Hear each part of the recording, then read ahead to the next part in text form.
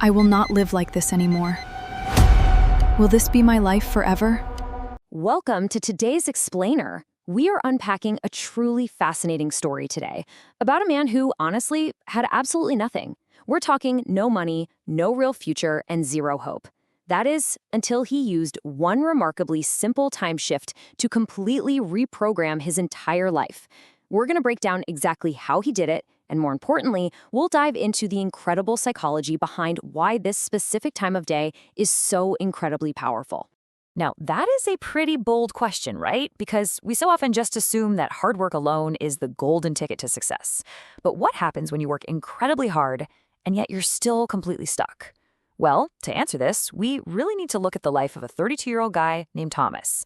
Now, Thomas wasn't some hotshot CEO or a tech founder. He was a night security guard at a large warehouse. And his psychological baseline? It was completely trapped in a cycle of pure, exhausting survival. Section 1. The Trap of Hard Work. Okay, let's dive into this. Every single evening at 8 p.m., Thomas went to work. And every morning at 6 a.m., just absolutely drained, he'd walk home to sleep.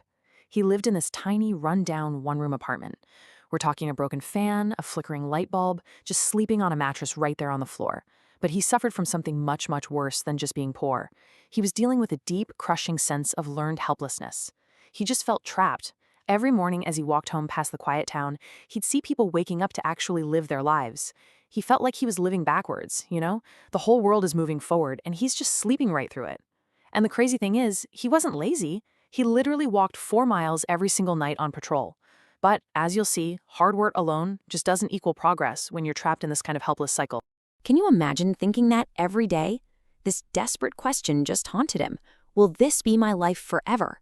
He tried so hard to get better jobs, but with only a high school education, all the doors were just slammed shut. He wanted to learn, he really did, but those night shifts left him way too exhausted to do anything but sleep. And this passive acceptance of his life, well, it was only shattered on one cold November morning when his phone rang. It was his sister. Their mother had collapsed and was rushed to the hospital, suffering from extreme exhaustion and stress. Section 2. Breaking the helplessness cycle. So Thomas rushes down to his village clinic, and seeing his mother there, just weak and bedridden, begging him not to waste his life the way she felt she had wasted hers, it did something to him. He stepped outside into that crisp, cool pre-dawn air at exactly 5 a.m., and something inside him just broke. But it wasn't with sadness, it was with anger. He was furious at his own helplessness. Now, psychologically speaking, this is a brilliant example of cognitive reframing. He took this incredibly passive, depressing situation and instantly converted it into an actionable, empowering emotion.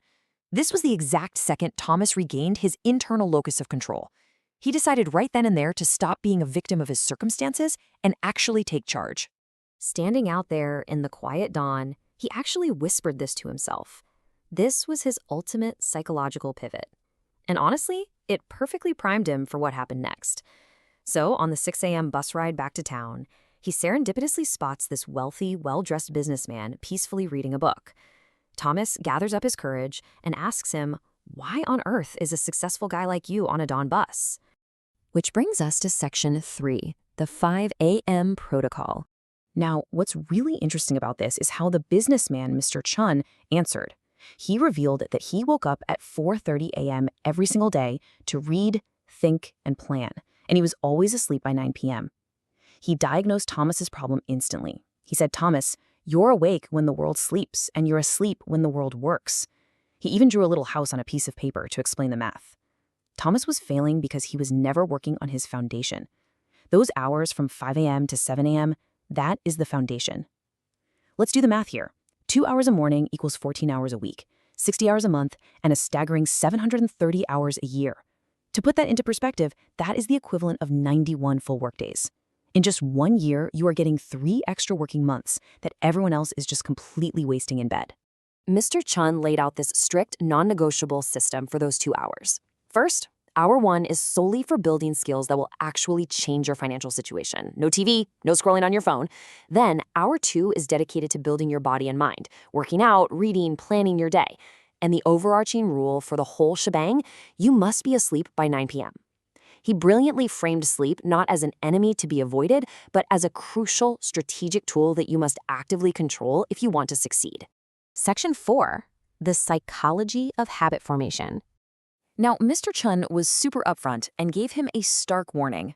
Rewiring your brain through neuroplasticity is incredibly uncomfortable at first. Your body absolutely hates it, and your mind is going to generate endless excuses to just stay in bed. And yeah, week 1 was exactly as predicted, just pure hell. Thomas sat there watching free Excel and accounting tutorials on YouTube with bloodshot, burning eyes. But then, by day 20, something profound shifted. He woke up naturally at 4:58 a.m., literally 2 minutes before his alarm even went off. His body had adapted. That raw anger that initially fueled him was completely replaced by clarity, because those data analysis and accounting formulas finally started clicking in his brain. Section 5, from guard to accountant. And this brilliantly illustrates what happens next, because when you commit to that kind of private morning discipline, massive external shifts inevitably follow. Thomas ended up completing 3 online courses, he lost a bunch of weight, and incredibly, he used his brand new skills to build an Excel spreadsheet to completely organize his company's chaotic warehouse inventory, something they had never actually managed to do properly. Well, the owner definitely noticed. By day 87, Thomas was called into the main office and offered a daytime role to expand the accounting department, and it doubled his salary. In under 3 months, he went from a hopeless night guard to a respected office professional. And the best part?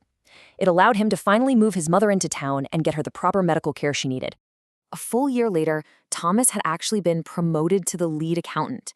But guess what? He still woke up at 5 a.m. every single day.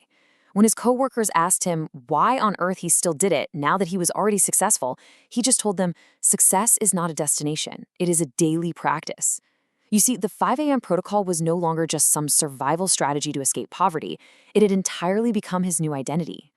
Section 6, the 90-day challenge.